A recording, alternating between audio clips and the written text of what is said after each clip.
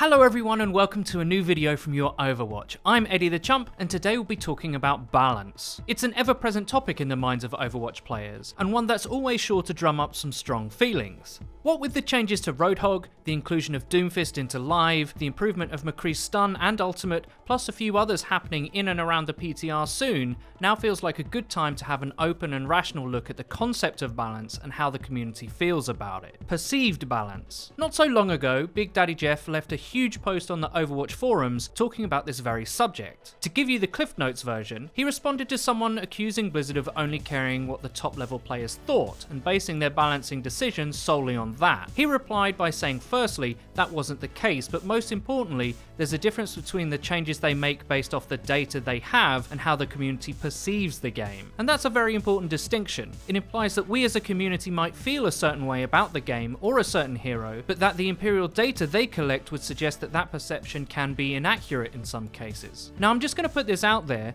I see that as perfectly possible. Take the current perception that Ana isn't very good. Well, at the top level of matchmaking, she's still one of the most picked heroes. Not everybody has dropped her like a rock, and that brings up another important detail. Different levels of players will see different perceived problems with the game. At lower levels, not having a Mercy is tantamount to throwing, so surely she must be a super strong hero, right? Well, at the pro level, she's incredibly niche and hardly ever seen. The other more mechanically demanding supports simply outstrip her low mid-fight value. At these two ends, the game is not the same, and that's the main problem. How is Blizzard supposed to satisfy multiple groups of players who all feel differently about what needs changing? My next point will explore that. Is perfect balance possible? If we take a step back, all of us, no matter how strongly we feel about the state of the game, we have to acknowledge that managing this many heroes and interactions is incredibly complex. Now I think when most people talk about balance or perceive it in their mind's eye, they're comparing the current state of the game with an impossible perfect utopia version where everything is where it should be and there are no problems whatsoever. The problem is,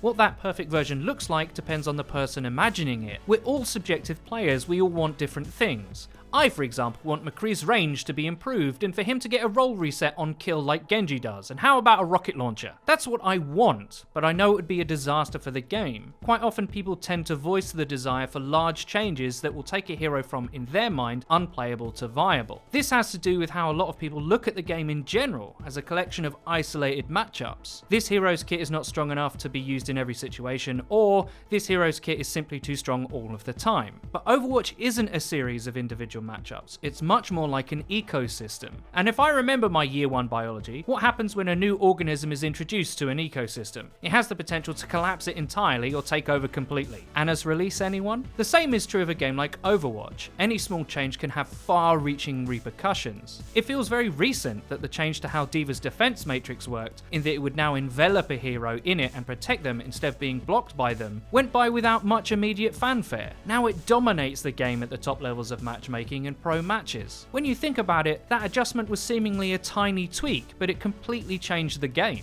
A similar one could have just happened. McCree's stun change seems small, but it could have far more impact than people first think. This is the problem with the idea of perfect balance. Perfect for who? I see a lot of people calling for buffs to niche heroes to make them more viable in more situations. Let's take a hero like Symmetra as an example. Now, despite what people think of us, we don't hate the hero, but her kit is weighted to be strong at the narrow skill set it offers, and outside of that, it's not too useful. And that's okay. The idea that you could rebalance her to be viable in every scenario is a bit impractical. The same goes for a hero like Widow. She has an extremely high mechanical cost to use, but she has one of the most devastating potential impact values in the game. Her kit is weighted to be strong if you can perform the necessary skill shots. Because of that, she's not viable in every scenario, and not viable for that many players if we're being totally honest. But that's the point. If you make her easier to get the value out of so that a great many more players could access it, she'd take over the game. That's the problem with looking at every hero individually and assessing whether this hero can be used all the time by everyone. If that were implemented, we'd end up with every hero just being Soldier 76, and then we truly would all be soldiers now. Actual perfect strict balance would look like that, everyone having the same loadout to compete with on a level playing field. With that would go the whole magic and appeal of Overwatch. One thing I want to address is the sentiment that Blizzard are slow to change things if they're not right. Now I can understand the community's frustration to a certain extent, but I think the points I've made illustrate how vulnerable a competent complex game like Overwatch is to over-eager adjustment. If they were much more trigger happy with not only the frequency but the scope of the changes made, it's my opinion that we'd end up with a huge mess of a game, and that's worse, much worse than them taking their time to be sure. However, it is fair to say that they could go really hog wild with changes on the PTR,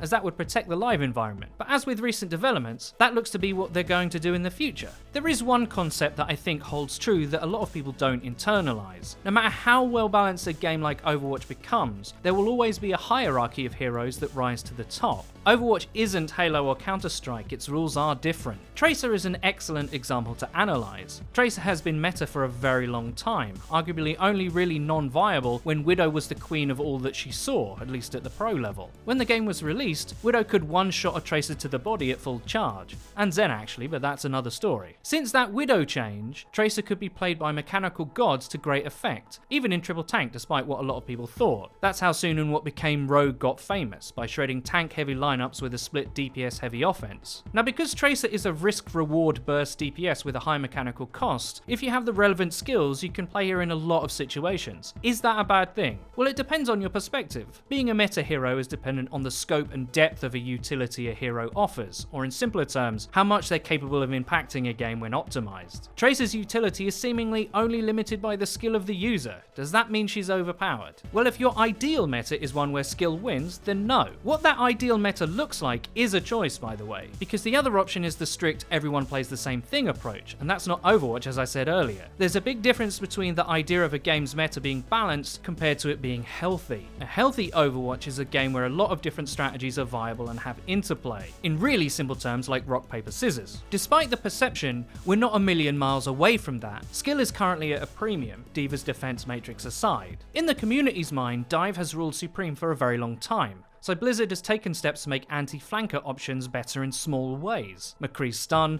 Doomfist's entire kit, these changes will take Overwatch in a new direction. This might create issues later on, but that's inescapable. Overwatch's meta is much more of an organic entity than a fixed constant, where we can easily isolate variables that don't make sense. It's an ongoing process and a complex one at that. In summary then, when talking about balance, it's not as simple as taking one hero out of context and trying to isolate their value as strong or weak, but rather a variety of perspectives are required to judge a hero's place in the game accurately, and sadly that takes time and patience. I'm sure there'll be many of you that have strong feelings about this issue. Don't hesitate to let us know in the comments below. I really hope you enjoyed the video. If you did, please don't forget to leave a rating. If you never want to miss a video of ours again, please click the bell icon next to the subscribe button on our channel to join the notification squad. You'll be in good company. Also, finally, please follow the Your Overwatch Twitter. It's where you can find updates about new videos and other cool stuff. I've been Eddie the Chump, and until next time.